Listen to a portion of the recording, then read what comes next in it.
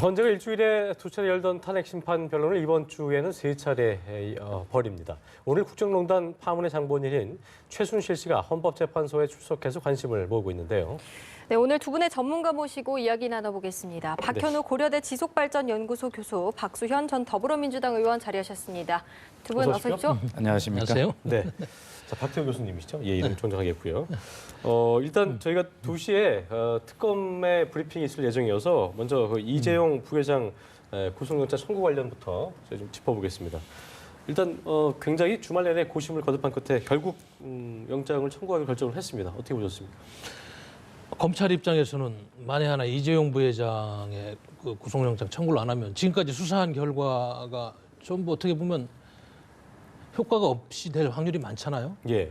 지금 박 대통령을 향한 뇌물죄, 제3자 뇌물죄를 증명하려면 삼성과의 커넥션을 검찰에서 확실히 증명을 해야 되는데 지금 이재용 부회장을 검찰에 이렇게 기소하지 않고서 그걸 할 수 있는 방법이 없다는 결론을 내놓은 거 아니겠습니까? 그 주변 인물들 최지성 부회장, 박상진 삼성전자 사장, 장충기 씨 등 그분들만 가지고는 부족하다. 그분들은 이번에 안 했잖아요. 또 보면 결국은 이재용 부회장을 박근혜 대통령과의 어떤 삼성 커넥션을 연결하는 그런 주요한 혐의를 검찰이 입증할 때만이 특검도 마찬가지고 헌법재판소에서도 탄핵을 결정하는데 많은 영향을 주기 때문에 검찰로서는 아마 고심고심하고 물론 뭐 국민 경제에 미치는 파장 여러 가지 정서 여러 가지 고려 사항이 있었지만 일단 특검의 임무는 범죄 행위를 증명하는 거고 그걸로 가는 길목에 있어서 다소 정서상 무리는 있었지만은 그렇게 할 수밖에 없지 않았나 하는 판단이 듭니다. 네, 저희가 대담 중에도 특검 브리핑이 연결이 되면 바로 들어보는 걸로 하겠습니다. 자, 박 의원님. 네. 고심을 거듭했지만 결정한 영장을 청구한 배경 어떻게 좀 보고 계세요? 예, 우선 그 특검이 해야 될 일은 그 검찰 특별수사본부에서 하지 못했던 이 뇌물죄에 관련된 부분, 이 부분에 이제 수사가 집중될 것이다. 저희도 예상을 했고 그렇게 해오지 않았습니까? 그렇습니다. 더구나 이 부분은 박근혜 대통령의 탄핵 결정에도 굉장히 큰 영향을 미치고 다시 말해서 최순실 국정농단 사태 전체를 아마 그 규정짓는 그런 아주 핵심적인 사항이라고 생각이 됩니다. 22시간이나 장시간 조사를 했죠. 그럼에도 불구하고 이 영장을 청구하는데 굉장히 고심을 한 이틀 동안 하는 모습을 보여주었습니다. 그만큼 이 뇌물죄나 삼접 뇌물죄 이런 부분들. 잠시만요, 박 의원님. 지금 이제 이규철 특검보가 오늘 정례 브리핑을 할 것으로 보이는데요. 가장 중요한 거는 이제 이재용 삼성전자 부회장에게 적용한 혐의 관련 부분이었습니다. 뇌물 공여, 특가법상 횡령, 위증 혐의가 적용이 됐고요. 구속영장 청구됐는데 어떻게 보셨습니까, 박 의원님? 예, 굉장히 그 검찰이 특검이 오랫동안 고심을 했습니다. 사실 수사도 22시간이라고 하는 이례적으로 긴 시간을 수사했지 않습니까? 그러면서도 이 영장 청구에 대한 방침을 한 이틀 동안 정하지 못한 것은 그만큼 두 가지 측면으로 보면 한 가지는 우선 이 법원에서 실제로 유죄가 될 것이냐라고 하는 그런 증거가 확실한 것인가라고 하는 이 부분에 대해서 특검이 굉장히 고심을 했는데 만약에 이재용 그 부회장에 대한 그 구속 영장이 기각이 된다거나 이렇게 된다면 사실 이 수사 전체 특검 수사 전체에 받는 영향이 굉장한 그 신뢰 관계에서 영향을 미치거든요. 네. 그렇기 때문에 굉장히 고심을 했는데 결국에 그 영장을 청구하는 그 방침을 정한 것이고 그러면서도 지금 아까 특검보 이규철 특검보가 이야기를 할 때 국가 경제에 대한 미치는 영향을 걱정 안 한 바는 아니나 정의를 바로 세우는 것이 더 중요했다라고 판단을 하고 있고요. 결과적으로 이렇게 됨으로써 두 가지입니다. 앞으로는 그 박근혜 대통령에 대한 이 3자 뇌물죄 내지는 뇌물죄에 대한 그 수사가 혐의나 이런 것들이 턱밑까지 지금 조준이 돼 있다라고 하는 것이고 또 향후에 SK나 LG나 다른 기업들에 대한 이런 롯데 등 이런 기업들에 대한 뇌물 공여죄 부분도 역시 똑같이 이제 적용이 될 것이다라고 하는 급물살을 타게 되는 그런 것들을 의미하게 되는데 이 구속영장 청구에 대해서 어떤 판단이 나올 것인지 이것이 초미의 관심사가 되는 그런 시점이라 하겠습니다. 예. 자, 국회 경제 상황도 중요하지만 정의를 바로 세우는 것이 더 중요하다고 생각했다. 이런 얘기가 브리핑에서 나왔는데요. 자, 이재용 부회장의 구속영장이 실제로 발부가 된다면 우리 국가 경제에 미치는 영향도 크다고 볼 수 있겠습니까? 큰 정도를 넘어서 그 파장이 특히 우리 국내 경제뿐만 아니고 많은 수출을 하는 삼성은 해외 시장을 갖고 있잖아요. 여파가 있을 거다. 벌써 아까 우리 앵커님 이야기 들으니까 주가가 2% 정도 삼성 관련 그렇죠. 예. 떨어지는 정도인데 지금 우리나라 경제 상황이 안 좋잖아요. 지금 아시다시피 2016년도에 실업자가 약 100만 명이 넘고 말이죠. 그건 2012년도에 82만 명에서 지속적으로 증가하고 있습니다. 그리고 지금 국회에서 직무유기를 해가지고 노동사법 처리도 안 되고 일자리가 최대 30만 개나 만들어진다는 것을 지금 국회에서도 좀 통과를 못 시키고 있고 국내적으로 여러 가지가 지금 뭐 안 좋습니다. 최근에 AI 파동으로 닭이 3천만 마리 이상 이렇게 도살되고 묻히고 계란값 파동부터 해가지고 뭐 한두 가지가 청년 실업은 사상 초유로 지금 되고 있고 그렇기 때문에 바로 그런 부분이 검찰에서 이재용 부회장을 구속영장을 신청을 하느냐 안 하는 부분에 막판까지 고민한 부분인데 네. 그러나 이제 검찰은 언론에서 보도한 의혹을 가지고 이제 혐의를 가지고 이제 구속영장을 신청을 하고 기소장을 쓰는 거고 마지막 이제 법원에서 법적인 판단을 내려야 됩니다. 그래서 과연 구속영장이 정말로 필요한 것인가? 꼭 구속을 해서 수사를 해야 되는 것인가? 왜냐하면 최근에 보면은 구속을 안 하고 수사를 되도록 하는 것이 맞다는 대법원의 판례도 있었고 하기 때문에 그리고 이제 국민 정서 여러 가지를 고려해 가지고 법원은 최종적으로 판단할 것이다. 그래서 저는 법원에서는 아마 50대 50으로 고민을 할 것 같아요. 왜냐하면 양측 논리가 지금 팽팽합니다. 예. 그래서 좀 지켜봐야 될 것 같습니다. 네. 아마 이 부분은 금방 그 발표에서도 나왔습니다만 그 박근혜 대통령 그리고 최순실이 이 공유 부분이 상당 부분 확인이 되었다는 점을 강조했고 예. 그다음에 박 대통령과 최순실이 공모 관계가 충분히 해소되었다 이렇게 이야기를 하고 있거든요. 이 부분과 예. 관련해서 그렇기 때문에 이것은 특검으로서는 아마 영장 청구를 안 할 수 없는 그런 상황이었을 것이고요. 아마 뭐 그런 충분한 자신감을 내비치고 있다 이렇게 보여집니다. 그러나 지금 우리 박태규 교수님 말씀하신 대로 걱정은 함께 하고 있습니다만 결과적으로 해외 신인도의 하락은 있을 수 있겠으나 결과적으로 보면 이런 외국에서는 그냥 부패 문제 이렇게 인식할 거 아니겠습니까? 이런 부패 문제를 저렇게 아주 단호하게 해결하고 가는 그러한 대한민국의 어떤 사법정의 이런 것들을 바라볼 때 오히려 해외 신인도가 단기적으로는 떨어질 수 있겠지만 장기적으로는 더 안전한 그런 신뢰를 줄 수도 있는 부분도 있겠다는 생각도 해볼 수가 있습니다. 어찌 됐든 이 구속 여부와 관련해서 여러 가지 찬반이 있다고 말씀해 계셨습니다만 지금 삼성의 핵심 증인들인 그 장충기 사장이나 관련자 3인이 있지 않습니까? 승마협회 회장을 한 예. 분들 예. 이런 불구속 부분들과 수사하기로 했다고 하더라고요. 이재용 네. 부회장관의 지금 진술이 엇갈리고 있는 것입니다. 예. 그렇기 때문에 이 사람들은 지금 불구속 기소를 하겠다, 불구속 수사하겠다 이렇게 이야기를 했지만 결과도 이재용 부회장을 구속할 수밖에 없는 이유는 영장 청구할 수밖에 없는 이유는 이 핵심 증인들과의 진술이 엇갈리는 상황에서 이것을 분리할 수밖에 없는 이런 상황에 올 수밖에 없거든요. 그렇기 때문에 하여튼 수사 당국으로서는 그러한 어떤 수사 기법상의 어떤 절박함도 충분히 어떤 고려한 그런 어떤 영장 청구다 이렇게 봐야 될 것 같습니다. 네. 네. 근데 삼성 측의 논리는 그거 아닙니까? 이재용 부회장은 강요나 공갈에 의해서 돈을 준 거지 결코 대가성이나 직무 관련성은 없었다. 이 논란이 아니었는데 그거를 증명하는 과정에서 지금 검찰에서 주위에 여러 사람들을 소환해서 장충기, 박상진, 최지성, 이재용 부회장의 위증 부분을 이렇게 점검하고 이렇게 하고 있습니다만은 아직까지 검찰이 뚜렷이 결론을 못 낸 거예요. 그래서 지금 그런 부분이 지금 그래 수사를 또 보강해야 될 부분이고 또 아시다시피 지금 이재용 삼성 부회장은 과거에 이건희 회장도 비슷한 수사를 받을 때 이학수 당시 전략기획실 부회장이 모든 걸 지금 다 지휘하고 본인이 안고 간 그런 관례가 있는데 지금 또 물론 기업 문화도 바뀌고 시대도 바뀌어서 그런지 예. 지금은 뭐 측근들이 이렇게 와서 조사를 하면서도 과거에 이학수 씨처럼 그런 진술을 안 하는 것 같아요. 조금 혐의도 시인하면서 또 100%도 아니고 좀 뺐다 했다 하면서 여러 가지가 조금 좀 혼란스럽습니다. 그래서 검찰이 그런 부분들을 정리하려면은 이재용 부회장을 구속영장을 신청해서 아마 확실해야 되겠다는 그런 의지가 있는 것 같습니다. 뇌물 공여 액수가 저는 중요하다고 보는데 430여 예, 번에 그렇습니다. 모든 게 다 포함됐다 예. 이렇게 볼 수 있는 그 뇌물 공여 액수를 어떻게 볼 것인가 중요했는데 사실 그 미르 재단과 K 재단에 출연한 그 한 200억 정도의 출연금 이 부분은 사실은 출연금이라고 우기면 검찰에서는 이것을 뇌물과 연결될 수 있는 그런 확실한 증거가 없으면 굉장히 어려워지는 부분이거든요. 그래서 그렇죠. 이것을 포함할 것인가 말 것인가가 갈림길이었는데 포함을 한 것을 보면 아마 특검의 수사가 본인들 말로 하듯이 굉장히 증거가 차고 넘친다라고 하는 그런 것들을 반증하는 것이다 이렇게 볼 수가 있겠습니다. 예. 삼성의 경영권 승계를 잘 마무리 짓기 위해서 삼성 측의 부정한 청탁이 있었던 걸로 본다. 이게 이제 특검 이규철 특검보의 말이었는데요. 그렇습니다. 이거를 물증이라든가 증거를 포착하거나 이거를 혐의를 입증할 만한 것 자체가 쉽지 않겠다는 예상들이 많았거든요. 이거 네. 어떻게 좀 보고 계세요? 그런데 지금 이제 그 오늘 불구속해서 수사하겠다고 밝힌 3명의 핵심 관계자 중에 그 박상진인가요? 그 승마협회 회장을 역임한 예. 삼성의 예.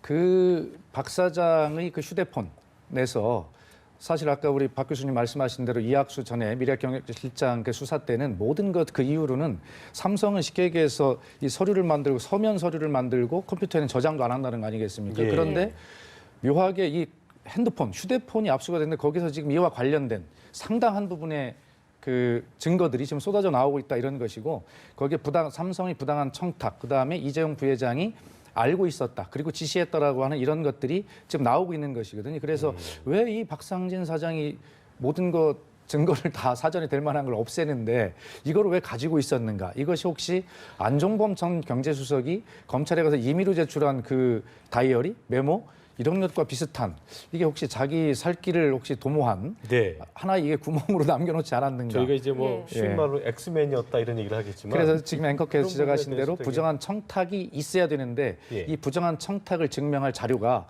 바로 거기에서 나왔고 이재용 부회장이 사전에 자기는 인지하지 못했다라고 나중에 보고받았다라고 국회에서 증언을 했는데 결국 그 부분도 위증 혐의로 결과적으로 몰고 갈 수 있는 그런 증거들이 거기에 나오고 있는 중인 것 같습니다. 예. 최근에 김종 전 문화부 차관하고 문영표 전 보건복지 장관을 소환해서 또 조사를 했잖아요. 네. 네. 하는 과정에서 그 부분을 이제 삼성이 대가성을 가지고 그 재단에 출연하고 아까 말씀하신 뭐 장시호 씨의 그런 동계 스포츠 영재센터를 지원하고 또 고래 스포츠하고 계약을 예. 했느냐 이 부분을 출연하는 과정 어느 정도는 검찰이 확신이 거기서도 좀 나왔다 이런 판단이 듭니다. 특히 중요한 거는 지금 최근에 박근혜 대통령하고 이재용 부회장하고 2015년 제가 알기로는 7월 25일 날 독대가 있었고요. 그다음에 2016년 2월 달에 독대가 있었습니다.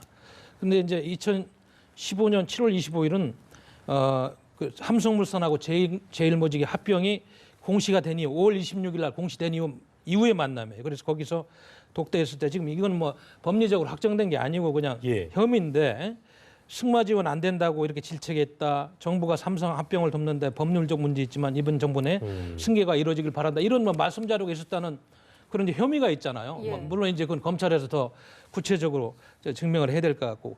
그다음에 2016년 2월 달에 독대에서는 동계 스포츠 영재센터 10억 5천만 원 추가 지원 그런 요청하는 자료를 전달했다. 이런 혐의를 받고 있는 거예요. 그래서 예.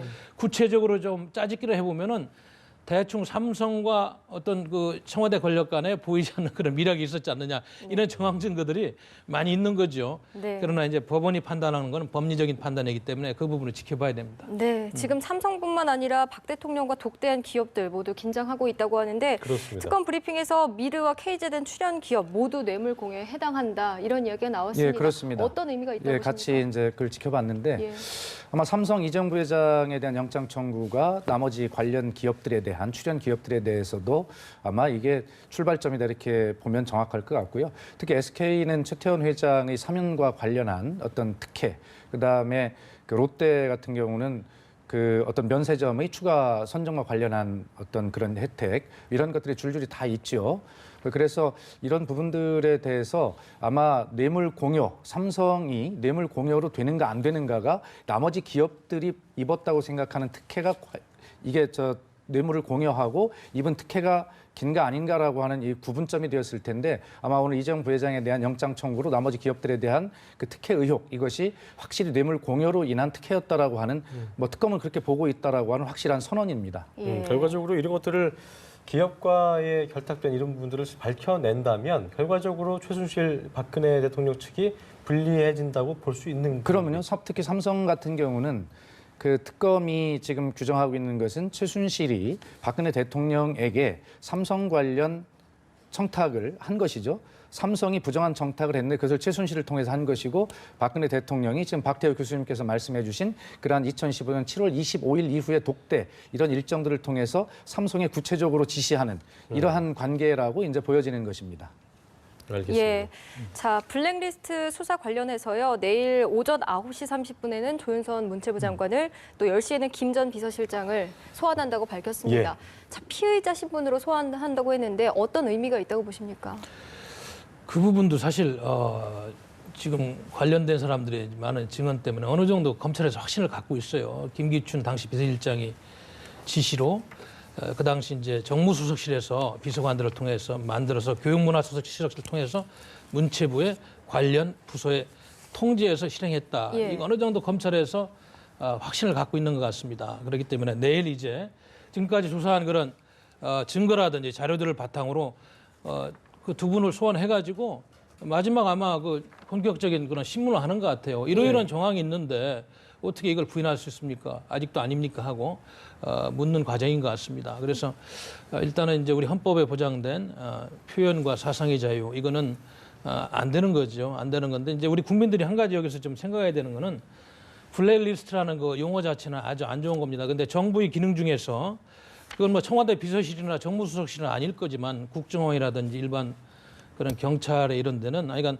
반국가 활동을 하는 그런 분들은 이거 감시를 하게 되는 그런 의무도 있습니다. 법률 조항. 그러나 이제 이거는 그거하고 좀 다른 내용이기 때문에 명확한 그런 범위라든지 명확한 증거가 없이 일반적으로 이렇게 했다는 거는 이거는 법률 위반 행위이기 때문에 지금 예. 이것이 문제가 되는 것 같아요. 예. 네. 박태호 교수님께서 분석해 주신 그 말씀 외에 이 블랙리스트가 중요한 이유가 또 하나 있는 게 박근혜 대통령의 탄핵 심판과 관련된 부분이 있습니다. 그것은 예. 뭐냐면 지금 김기춘 전 비서실장이 문체부에 1급 이상 공무원 6명을 잘라라 이렇게 명령을 했다는 거 아니겠습니까? 실제로 그 부분의 일부가 이루어졌고요.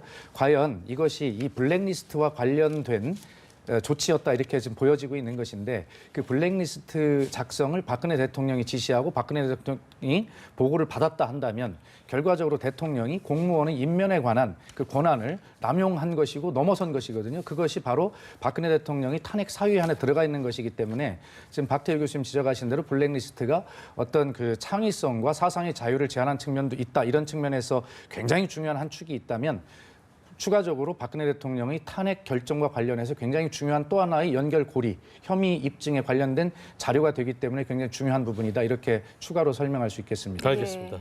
현재 오후 증인 신문이 이어지고 있는 상황인데요. 일단 관련 얘기 좀 해보죠. 그동안 뭐 이런 얘기 나왔습니다. 돌려막기다. 뭐 이런 게 나올 말만큼 최순실 씨가 오늘 5차 변론에 변호사 없이 출석을 했는데 다시 증인 출석을 거부할 경우에는 뭐 헌재가 강제구형하겠다 그렇기 때문에 나온 걸로 보입니다. 일단 오전 재판 내용 좀 들어보셨지만 어떻게 좀 들으셨어요? 글쎄 예상했던 그런 태도 같은데 왜냐하면 이번에도 안 나오면 정말로 교도소에서 강제로 더 이제 안 좋은 모습으로 나와야 되는 상황인데 변호인도 없이 나올 때는 머릿속에 딱 정리를 하고 나온 것 같아요. 잘 모르겠다. 아직 구체적인 증거를 내놓으라. 그리고 검찰에서 본인이 이렇게 사인한 그런 기소장 내용 이런 것들에 대해서도 기억이 안 난다. 너무 피곤해가지고 그날 뭐 그 내용도 모르겠고 뭐 이런 식으로 조금 상식하고는 조금 어긋나는 그런 태도죠. 그래서 지금 아마 헌재에서 헌법재판관들이 저런 모습을 보면서 많은 생각을 하고 있을 텐데 그렇다 할지라도 법정에서는 마지막까지 그 법리 공방을 피할 수는 없는 거예요. 저 최순실 씨가 물은다. 기억이 안 난다 할지라도 어떻게든 검찰은 충분한 증거를 가지고 그걸 짜맞춰 가지고 최순실 씨의 그런 죄가 있는지 그걸 확실히 증명할 때 그것이 죄가 성립되기 때문에 인내심을 가지고 우리가 지켜봐요. 그래서 제가 처음부터 이 법리 공방은 언론에서 보도한 의혹 보도나 이런 거하고는 차원이 다르다. 정말로 치열한 법정 공방이 있고 또 우리 제형 법정주의라는 건 헌법 조항에 보장된 인권이 있기 때문에 여러 가지가 복잡하게 지금 전개되고 있다. 이런 판단이 듭니다. 예. 자, 오늘 증인으로 출석한 최순실 씨가요. 미르와 K재단을 설립해서 각종 이권을 챙긴 의혹은 부인했지만 청와대를 드나든 것 그리고 박 대통령의 연설문을 고친 것에 대해서는 일부 인정을 했습니다. 자, 어떤 전략이 있었다고 볼 수 있겠습니까? 예, 오늘 인정한 것은 이미 드러나서 인정을 다른 증인들이나 참고인이 한 것, 뭐 최소한의 것만 인정하고 있는 것이죠. 지금 어쨌든 오늘 최순실이 헌재 출석한 것은 그야말로 울며 겨자 먹기로 와서 출석한 것입니다. 말씀하신 대로 강제 구인 방침을 밝혔기 때문에 강제 구인되는 모습을 보여줄 수는 없는 노릇이죠. 그것은 국민 감정에 굉장히 더 불을 붙는 것이니까요.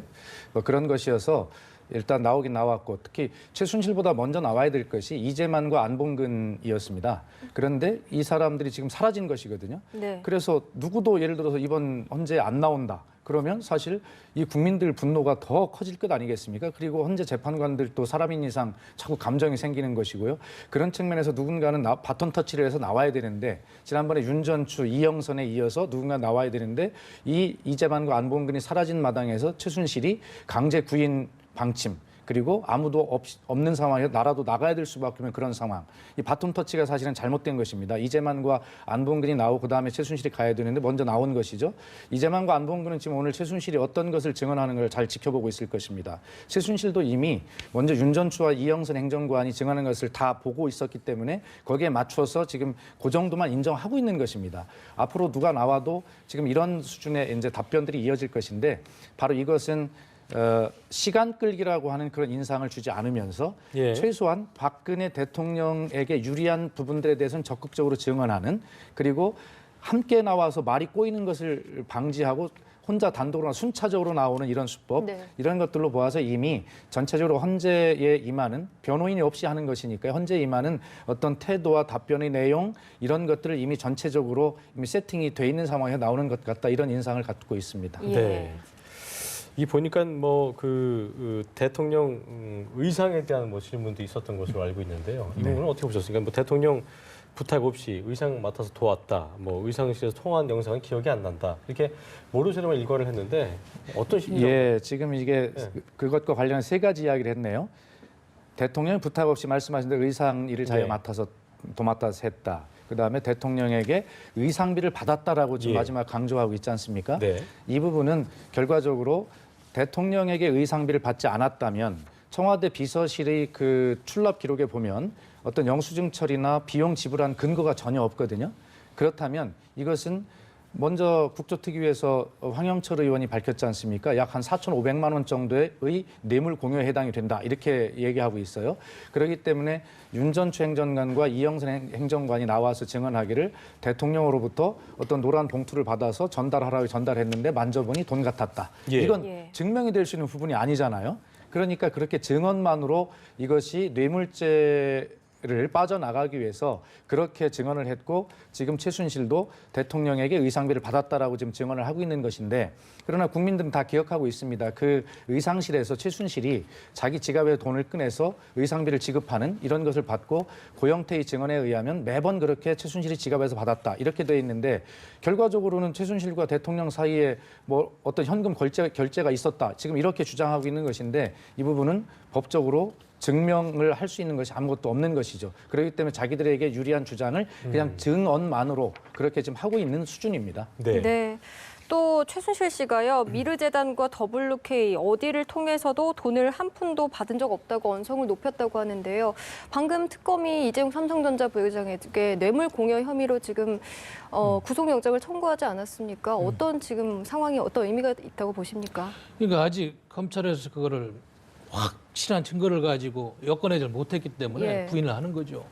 지금도 삼성 이재용 부회장은 자기는 대가성을 가지고 우리 그룹이 지원했다고 절대 생각하지 않는다고 강요나 예. 협박은 있을 수 있지만 이런 논리에 피고 있습니다. 최순실 씨 입장에서는 K재단 미르스포츠 재단을 만들 때 이거는 과거 정권에서도 기업의 준조세를 통해 가지고 재단을 만들어 오는 그런 경험상 내가 이거를 사익을 취하기 위해서 이렇게 정말 불순한 의도를 한 게 아니다. 대통령의 통치인에 전해서 공익을 위해서 한 거다. 이런 논리로 계속 디펜드를 하고 있는 거예요. 예. 그렇기 때문에 이 부분이 헌재에서 판단할 부분인데 지금 이렇게 알다시피 지금 뭐 핵심 증인들이 다 불출석하고 지금 문고리 3인방은 어디 갔는지 말이죠. 우리 저 정호성 후속비서가 빼놓고는 안종범, 이재만이는 지금 어디 안봉근 비서. 서류도 전달이 안 되는 이런 상황입니다. 그렇기 때문에 헌재도 난감할 것이다. 이런 네. 생각이 드네요. 네. 오늘 오후 5시에 이제 안종범 전 수석이 출석을 하게 됐는데요. 네. 증인신문하러 이제 헌재에 오게 되는데 어떤 말을 좀 내놓을 거라고? 저는 이게 헌재가 사실은 오늘 관심이 안종범이 출석할 것인가, 출석한다면 최순실과 안종범 중에 누구를 먼저 신문할 것인가 이게 굉장히 저는 관심사였거든요. 네. 왜 그러냐면 사실 최순실이 주범이고 안종범은 심부름한 종범 같은 그런 역할로 좀 분류가 돼 있지 않습니까? 그렇다면 사실 최순실을 신문하기 위해서는 최순실이 지켜보는 앞에서 안종범을 신문해서 최순실이 받고 있는 구체적 혐의에 대해서 안종범의 진술을 다 듣고 그리고 나서 최순실을 신문해야 된다 이런 생각을 저는 가지고 있었거든요. 이전 3차 변론 때도 그래서 순서가 이제 예. 정호성, 안종범 그렇습니다. 최순실이었는데 네. 지금 바뀌었네요. 예, 그래서 왜 그런지는 모르겠지만 이유는 있겠죠. 그러나 어쨌든 안종범을 오후 5시부터 이게 사실 최순실을 오후에 다시 변론을 속개해서 최순실을 신문하는 것 이것도 이례적인 일이라고 하지 않습니까? 그만큼 이제 중하다는 이야기인데 최순실이 부인했던 오전 오후 내내 부인했던 부분에 대해서 안종범을 통해서 다시 한번 확인하고 헌재는 그런 입장까지 가지고 있습니다. 예를 들어서 출석을 안 한다면 우리 그 검찰에서 제출받은 수사 기록만 가지고 판단할 수도 있다라고 그렇게 이야기를 하지 않습니까? 예. 이렇게 그냥 너무나 뭐 배째라식의 뭐 저 모르쇠로 일관하는 것, 부인하는 것 이것을 결과적으로 헌재에서는 안종범의 그런 어떤 그 증언에 가까운 그런 진술들을 통해서 검찰의 수사 기록을 보강하는 그런 형식으로 해서 최순실이 아무리 부인한다 하더라도 그렇게 혐의들을 다 인정하는 쪽으로 갈 수 있고 최순실이 하여튼 부인한 그런 혐의들에 대해서 그 안종범으로부터 구체적인 진술을 내기 위한 그런 수순으로 봐야 합니다. 근데 이제 예. 오늘 안종범 전 수석이 이제 나와서 증언할 때 가장 중요한 부분이 안 수석이 그 저기 뭡니까 압수수색 당한 업무 수첩하고 예. 체크리스트입니다. 그 부분이 과연 이제 헌재에서 증거물로 공식적으로 채택을 할 것이냐 이 부분인데 아직까지는 지금 고민하고 있다고 그래요. 내일인가 모레 아마 네, 내일 결정된다고 하네요. 주심 재판관이 예. 결정할 거라고 합니다. 예. 그 수첩 업무 수첩하고 체크리스트를 보면은 구체적으로 이제 대통령이 지시한 사항을 적고 누구를 만나서 업무 추진하 이런 것들이 다 있어요. 그래서 그 부분에 있어서 검찰은 굉장히 중요한 증거물로 생각하고 기소장 쓸 때도 그 부분을 지금 많이 인용한 걸로 제가 알고 있어요. 그래서 네. 대통령이 관여를 했다.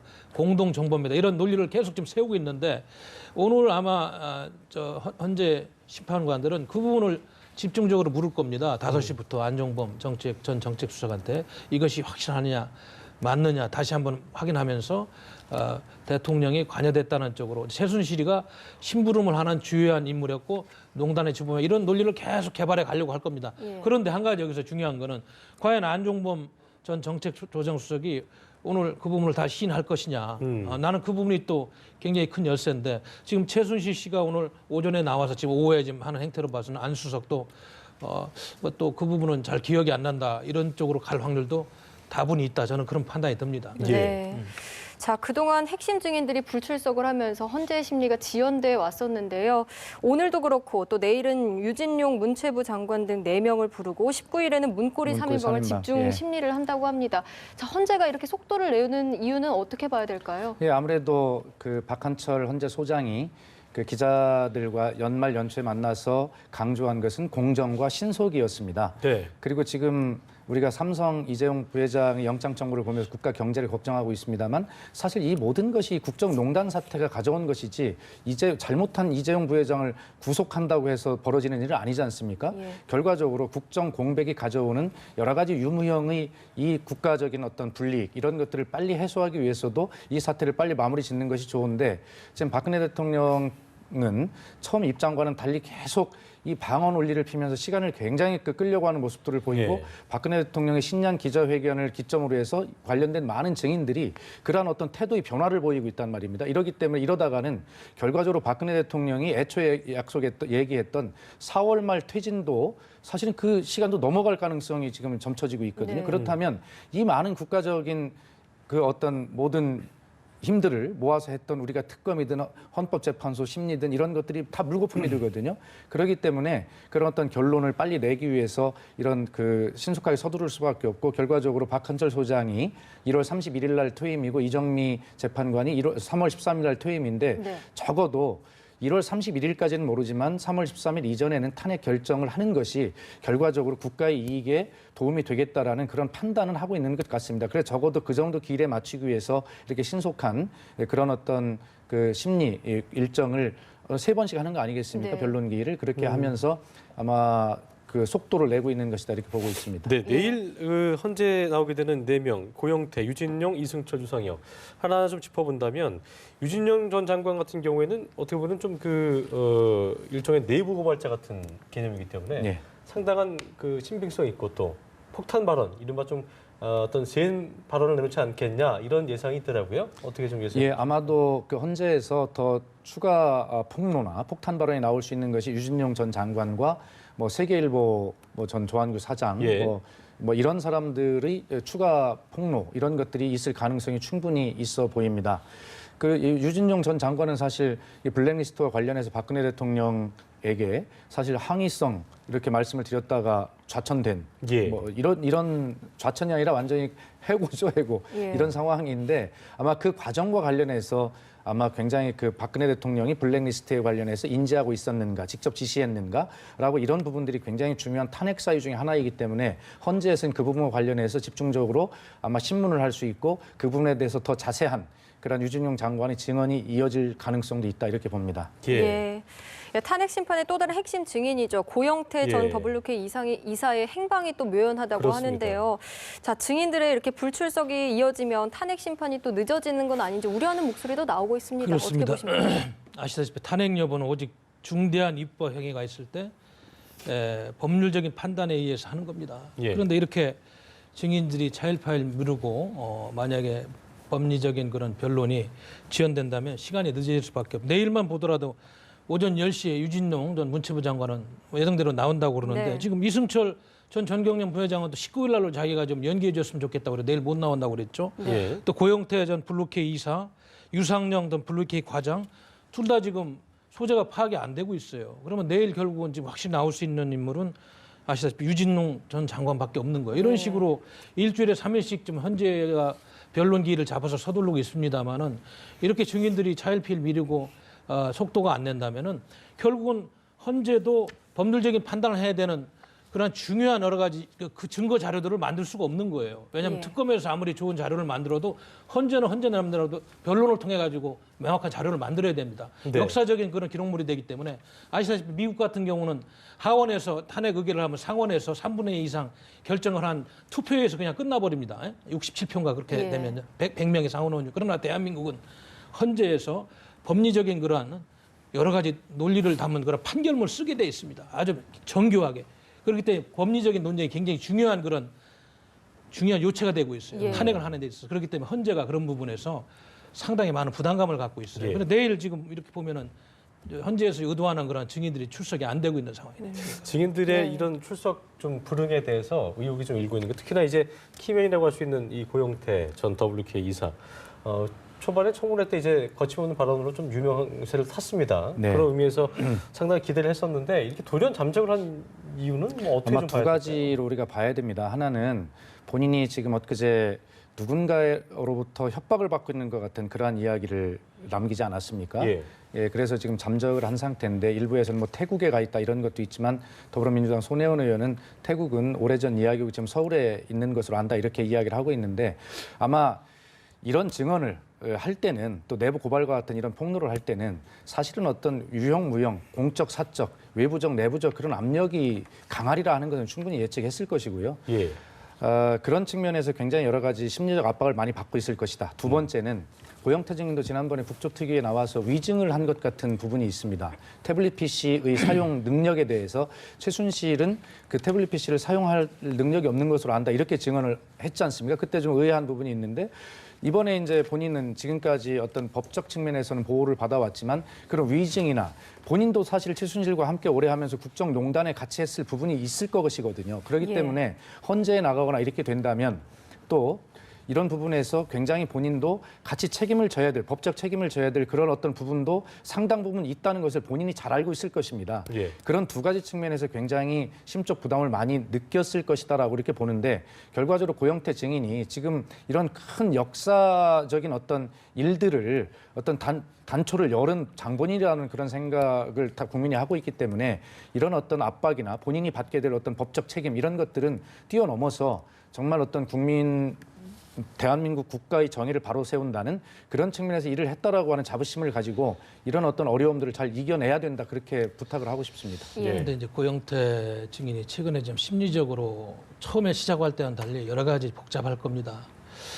아시다시피 JTBC에서 제출한 그 태블릿 PC 그걸 그렇죠. 지금 변호인들이 증거물로 제출해서 뭐 이렇게 좀 살펴보자고 해도 그게 지금 안 되고 있고 장시호 씨가 제출한 두 번째 태블릿 PC도 양산 시점하고 그거 활동한 기록하고 거기에 보면 7월부터 11월까지 활동한 걸로 되어 있는데 그 태블릿 PC는 양산 제품인데 8월 중순부터 출시했다 이런 것들이 지금 엇갈리는 부분들이 있고 그래가지고 고영태 씨가 처음에는 최순실 씨하고 모든 걸 같이 한 거 아니에요? 그 어떻게 보면 심부름꾼처럼 그래 하다가 무슨 심경의 변화가 있었는지 의상실도 촬영해가지고 일정 부분 폭로하려고 준비한 기간도 이렇게 느껴지고 네. 이런저런 게 얽혀가지고 우리 국민들이 보기에는 이게 무슨 정말로 아직도 속 시원하지가 않아요. 언론들이 처음에 막 크게 보도했던 것들이 지금은 사그라들고 과장 보도도 있고 허위 보도도 있고 말이죠.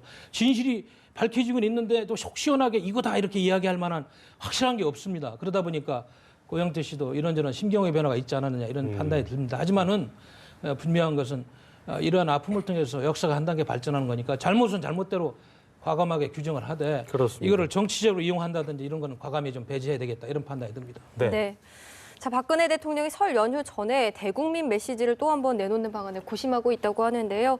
또 헌재에 직접 출석할 수도 있다. 이런 다른 관측도 나오고 있습니다. 어떻게 예상하십니까? 예, 지난 1월 1일 날 신년 기자간담회를 통해서 대통령이 본인이 하고 싶은 말만 일방적으로 하셨단 말입니다. 특히 그 내용도 문제지만 형식도 기자들에게 15분 전에야 겨우 연락을 해서 모이게 한다든가 그다음에 노트북이나 뭐 녹음 금지, 사진 촬영 금지 이런 어떤 형식적인 측면에서 굉장히 그 비판을 많이 받았습니다. 네.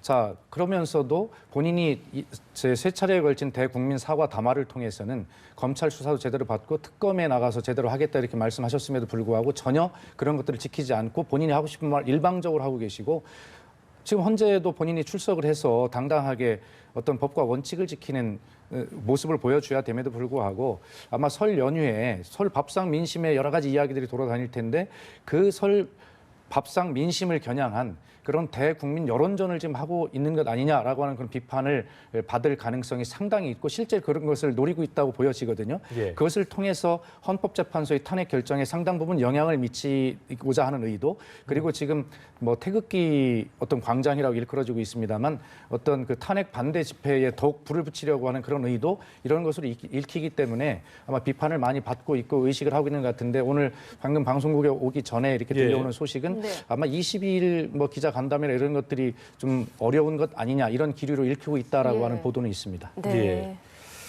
어쨌든 헌재가 탄핵 심판 그 변론을 서두르고 있는 모습이기 때문에 과연 언제 또 결론이 날 것이냐 이걸 다시 한번 좀 저희가 체크해볼 필요가 있을 것 같은데요. 2월 말에서 3월 초로 내다봤던 그 당초의 어떤 탄핵 심판 결정 시기 앞당길 수 있는 게 아니냐 이런 또 예상이 나오더라고요. 근데 그게 네. 제가 조금 전에 말씀드렸듯이 그렇게 그냥 얼렁뚱땅 할 수 있는 게 아니잖아요. 전 세계가 지켜보고 있고 법리적인 판단을 통해서 결론이 나는 건데 그냥 정황적인 증거만 가지고 그것이 정확한 판결문을 쓸 정도의 그런 자료나 증거가 안 나오면 할 수가 없는 거예요, 현재에서. 예.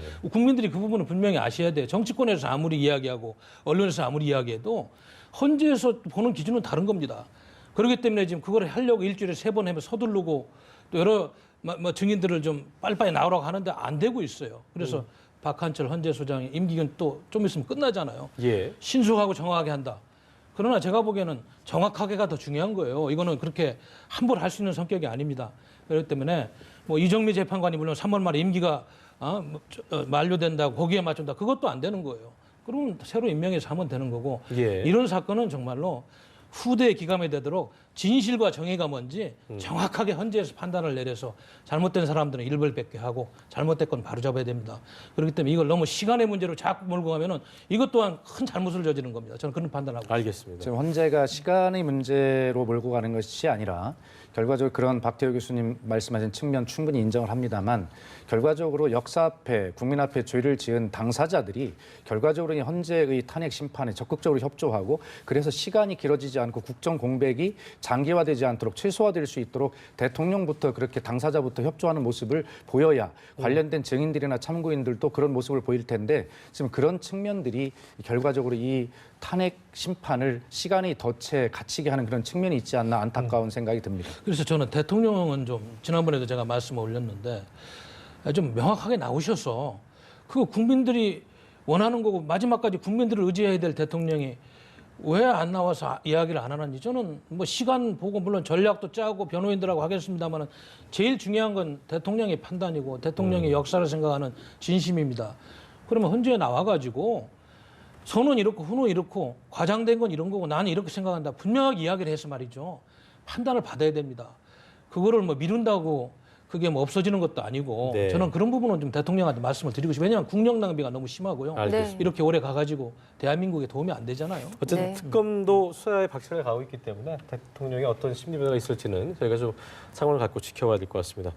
자, 저희가 특검과 헌재 얘기 여기까지 하고요. 정치권 얘기를 좀 들어볼 텐데요. 일단 대선 레이스가 시동이 걸린 가운데 더불어민주당 문재인 전 대표가 대담집을 출간한다고 합니다. 네, 반기문 전 유엔 사무총장은 민심 청취 행보의 첫 일정으로 경남 거제 조선소를 찾았는데요. 네. 국회에 나가 있는 취재기자 연결해서 자세한 소식 알아보겠습니다. 정영빈 기자. 네, 더불어민주당 문재인 전 대표가 내일 대담집을 출간하고 북콘서트를 개최합니다. 대한민국이 묻는다. 완전히 새로운 나라 문재인이 답하다라는 제목인데요. 문 전 대표는 대담집에서 우리 사회가 요구하는 시대 정신이 상식과 정의라고 규정하면서 편가르기 정치를 극복해야 한다고 강조했습니다. 또 차기 대통령이 갖춰야 할 덕목으로 신의 행증이라는 사자성어를 꼽았는데요. 국민들이 믿고 이해하며 국민의 행복을 실천하고 행복을 완성한다는 뜻으로 오래도록 가슴에 품어온 정신이라고 문 전 대표는 설명했습니다. 반기문 전 유엔 사무총장은 경남 거제시의 옥포조선소를 찾았습니다.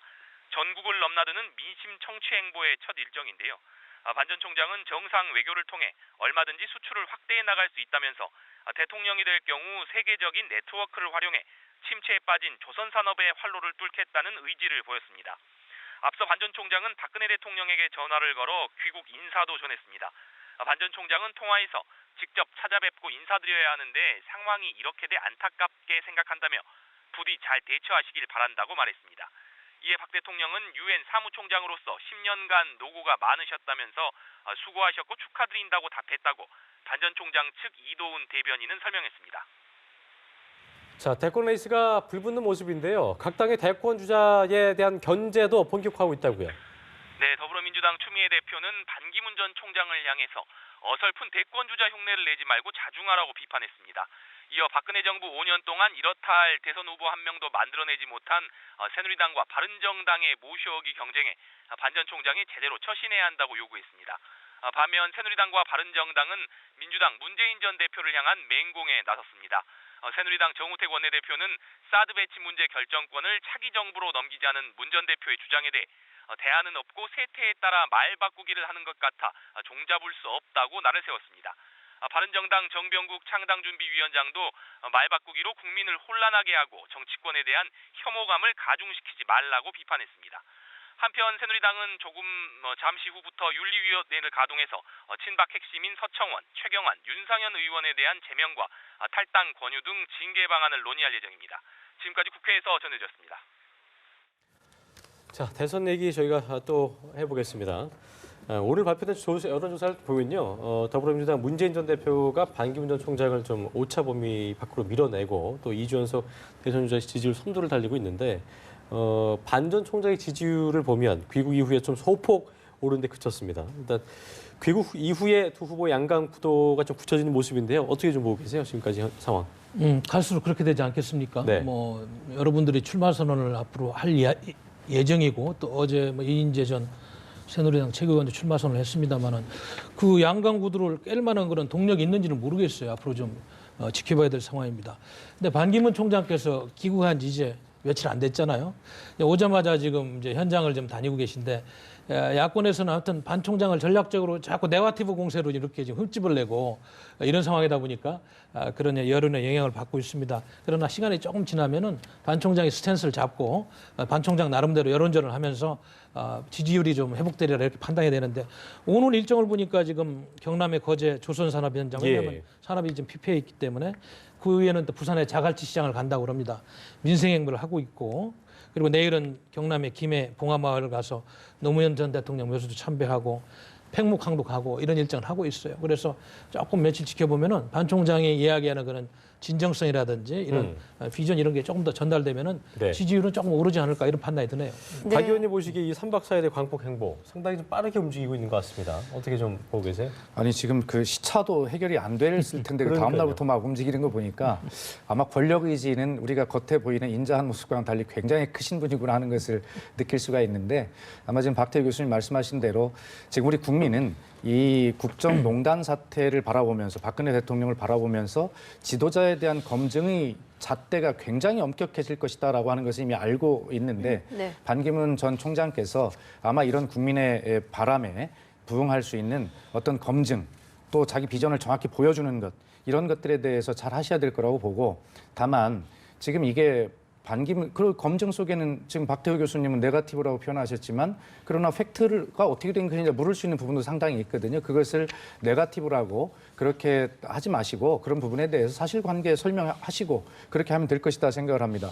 지금 우리가 걱정스러운 것은 박근혜 대통령을 보면서 사실은 굉장히 박근혜 대통령이 원칙과 신뢰의 지도자라고 하는 그런 이미지를 가지고 우리가 투표를 했는데 사실 알고 보니 그렇지 않은 부분들이 있었잖아요. 반기문 유엔 사무총장도 겉모습은 세계 외교 대통령이라고 하는 아주 화려한 외모를 가지고 있지만 그 속에 과연 어떤 것이 들어있는지 대한민국을 올바른 방향으로 끌고 갈 수 있는 실력과 비전이 있는지 그것을 정확하게 보고 싶어 한단 말입니다. 그렇기 때문에 반기문 총장께서는 본인에게 아무리 엄중한 가혹한 잣대가 이렇게 들여오더라도 그것에 대해서 서운하게 생각하지 마시고 그것을 국민적 눈높이에 맞추어서 말씀할 수 있는 그런 아량과 지도자 같은 그런 어떤 모습을 좀 보이면서 대한민국을 어떻게 갈 것인가 그런 경쟁을 통해서 선택받기를 좀 바랍니다. 네. 예. 자, 문재인 전 대표와 반기문 전 사무총장의 양강 구도가 보여지는 가운데 지금 개헌과 사드 문제에 대해서 상반된 입장을 보이고 있습니다. 어떻게 해석하고 계십니까? 이게 보면은 지금 대통령을 하겠다는 사람들이 물론 자신의 대권 전략이 있고 여러 가지 셈법이 있겠습니다만 안보 문제만큼은 좀 정치 셈법하고 달리 좀 가야 되는 거 아닌가 이런 판단이 들어요. 개헌 문제도 마찬가지예요. 개헌 문제도 이 정도의 지금 국가 혼란 사태를 보면서 제왕적 대통령제를 빨리 뜯어고쳐야 되겠다는 그 국민 여론을 못 보고 있다면 이 또한 국민의 민심을 외면하는 처사다. 저는 그런 생각을 합니다. 그래서 빨리 개헌 문제를 좀 마무리 짓는 게 좋겠고 왜냐하면 이미 개헌 문제는 역대 국회에서 많이 개헌 특위를 만들어서 다 자료가 나와 있어요. 선택만 하면 되는 거예요. 뭘 더 연구하고 그런다는 거예요. 제왕적인 대통령제를 수술을 해서 국민한테 좀 더 친근한 국회의 그런 잘못된 권력도 좀 뜯어고칠 수 있는 이런 국민 참여권을 좀 확대하는 방향으로 가야 된다. 그래서 그런 측면에서 반기문 후보는 적극적인 개헌을 좀 찬성하고 문재인 후보는 조금 유보적으로 집권하자마자 한다는 이런 네. 논리를 피고 있는데 저는 빨리 하는 게 좋다고 보고요. 그다음에 네. 사드나 안보 문제는 이거는 정말로 중요한 문제입니다. 우리가 중국 정부의 눈치를 볼 그런 상황이 아니에요. 언제 중국 정부가 우리 눈치 보고 백두산에 등평 미사일 기지 만들고 지금 항공모함 만들어서 대한민국 전역을 샅샅이 보고 있습니까? 안보 문제는 그렇게 되는 게 아니에요.